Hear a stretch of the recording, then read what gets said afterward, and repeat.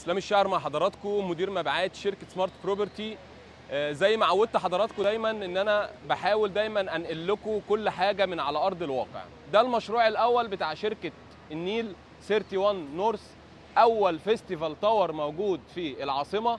النهارده احنا بنشهد صب خرسانه ل 10500 متر مكعب في يوم واحد. فطبعا الف مبروك لكل العملاء اللي اشتروا عن طريقنا في مشروع 31 نورث على محور بن زايد في شريط الابراج السياحيه على النهر الاخضر.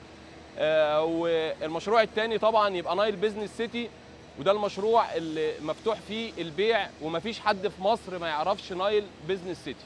وان شاء الله في القريب جدا المرحله الثانيه في نايل بيزنس سيتي هتنزل، تقدر انك تستفاد زي اللي استفاد بالظبط واشترى في المرحله الاولى. المرحله الثانيه في نايل بيزنس سيتي نازله بعروض وخصم اللونش باسعار حلوه جدا، شركه النيل عاملاها ان شاء الله في المرحله الثانيه في نايل بيزنس سيتي.